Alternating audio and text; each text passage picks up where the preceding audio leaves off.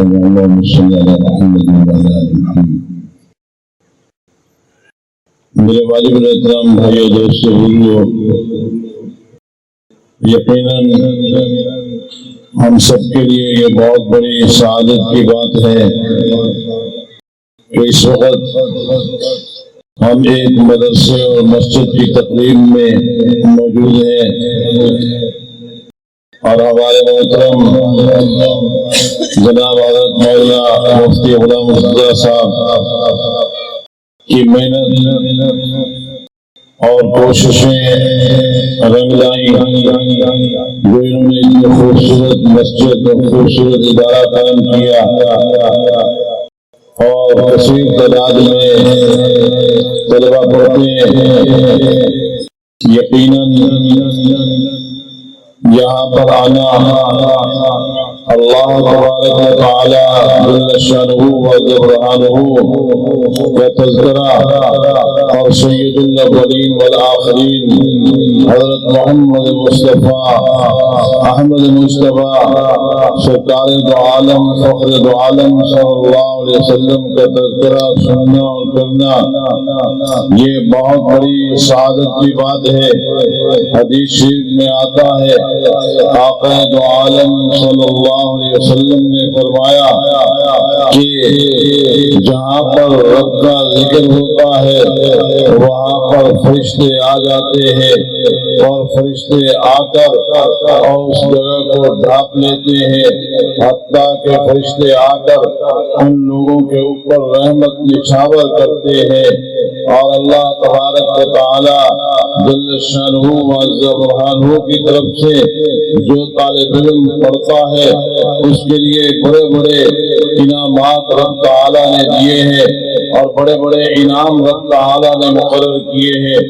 یقیناً جو قرآن مجید پڑھنے والا ہے وہ اتنا رب تعالی کے ہاں مقرب ہے۔ سید الاولین والآخرین حضرت محمد رسول اللہ صلی اللہ علیہ وسلم نے فرمایا کہ جب وہ چلتا زمین پہ ہے، اللہ تبارک و تعالی آسمان پہ فرماتے ہیں کہ یہ جو چل پڑا ہے اور یہ جو اسلام کا مجاہد چل پڑا ہے، یہ قرآن مجید کو یاد کرنے کے لیے اپنے گھر سے چل پڑا ہے، فرشتوں اس کو سلامی پیش کرو۔ دنیا کے لوگ اس کو کچھ نہ کہے، لیکن رب تعالیٰ فرماتے ہیں میں فرشتوں کو حکم دیتا ہوں کہ تم جو ہے جو طالب علم قرآن پڑھنے والا ہے اس کو سلامی پیش کرو۔ فرشتے پوچھتے ہیں کیسے سلامی پیش کرے؟ ہو سکتا ہے کہ کوئی فوجی دستہ چلتا ہو اور اس کو سلامی پیش کی جاتی ہو۔ سلامی پیش کرنے والا ظاہری طور پر تو سلامی پیش کر رہا ہوتا ہے لیکن دل میں شاید گالی دے رہا ہو، لیکن یہ جو اسلام کا سپاہی چلا ہے، قرآن کا سپاہی چلا ہے، رب تعالیٰ فرماتے ہیں سلامی پیش کرو۔ فرشتے پوچھتے ہیں کیسے سلامی پیش کرے؟ رب کہتے ہیں کہ ان کے قدموں کے نیچے اپنے پر بچھا دو، سلامی پیش کرو۔ میرے بھائیوں، میرے دوستوں، عرض کرنے کا مقصد یہ ہے کہ اللہ نے ہمیں بہت بڑے اعزاز سے نوازا ہے کہ ہم اس جگہ پر موجود ہیں، اس نسبت کے ساتھ ہمارا تعلق قائم ہو رہا ہے۔ اس تعلق کو اللہ تبارک و تعالی ہم سب کو نبھانے کی توفیق نصیب فرمائے۔ وہ نسبت کسی در و دیوار کے ساتھ نہیں ہے، کسی مدرسے کے ساتھ نہیں ہے، کسی عمارت کے ساتھ نہیں ہے۔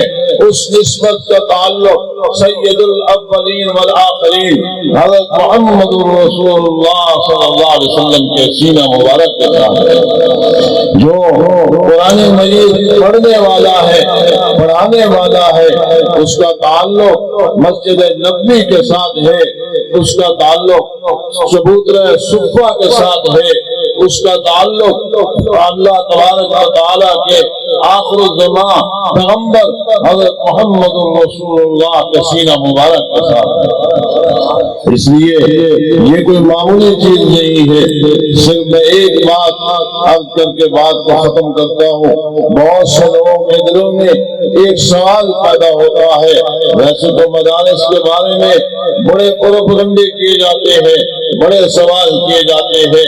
سوال یہ پیدا ہوتا ہے کہ جناب سکول اور کالج کی بھی تعلیم ہے, مدرسے کی بھی تعلیم ہے. کالج کی تعلیم اور مدرسے کی تعلیم میں کیا فرق ہے؟ بہت سے لوگ سوچتے رہتے ہیں.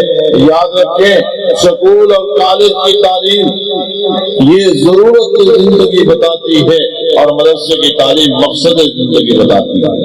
کیونکہ پروفیسر بننا, کالج میں جانا, انجینئر بننا یہ ضرورت ہے, جس سے انکار نہیں ہے. بیوی بچوں کا پیٹ پالنا ضرورت ہے, اس سے انکار نہیں ہے. لیکن دنیا میں آنے کا مقصد رب کو کیسے راضی کرنا ہے, محمد رسول اللہ کی کیسے فرما برداری کرنی ہے. اس لیے مدرسے کی تعلیم ضرورت زندگی نہیں بلکہ مقصد زندگی بتاتی ہے. اس لیے ارباب مدارس اس بات پہ یقیناً مبارکباد کے مستحق ہیں. اور اس وقت جہاں پر بیٹھے اس مدرسے کے محترم اور اساتذہ مبارکباد کے مستحق ہیں کہ جو تعمیر کا کام کر رہے ہیں, جو ترقی کا کام کر رہے ہیں. کون سی تعمیر, کون سی ترقی؟ وہ آخرت کی تعمیر اور آخرت کی ترقی ہے, وہ مقصد زندگی کی ترقی ہے. کیونکہ انسان دنیا میں اس لیے نہیں آیا بیوی بچوں کا پیٹ پالے اور مر جائے, کھائے پیے اور مر جائے, کوٹھی اور بنگلہ بنائے اور مر جائے.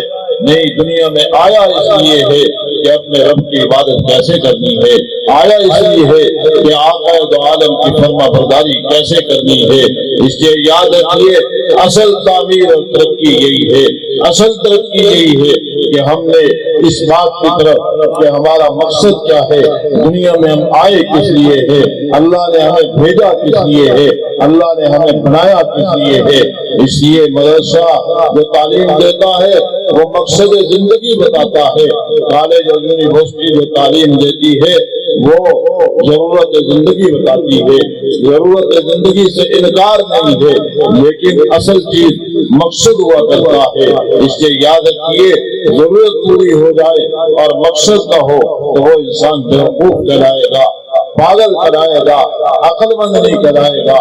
اس لیے عقل مندی یہ ہے کہ ہم اپنی نسبت مدرسے اور مسجد کی طرف جوڑے رکھے اور اللہ تعالی ہم سب کو ایمان کی سلامتی عطا فرمائے تاکہ ہماری نسبت جو ہے کل قیامت کے دن آقا دو عالم صلی اللہ علیہ وسلم کے ساتھ جڑے رہے اور کل حوض کوثر پر آقا کے پیارے ہاتھوں سے جام کوثر نصیب ہو.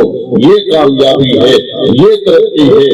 اس کو حاصل کرنے کے لیے مدرسے میں تعلیم دی جاتی ہے, قرآن کی تعلیم دی جاتی ہے. اللہ ہر مسلمان کے سینوں میں اور آنکھوں میں قرآن کا نور نصیب فرمائے, قرآن کی نسبت نصیب فرمائے, اسلام کا نور, اسلام کی نسبت نصیب فرمائے. وما علینا الا البلاغ. أحب الوفاء بشتى الصور, أحب الوفي الأمين الأغر, فأهل الوفاء كلون السحاب.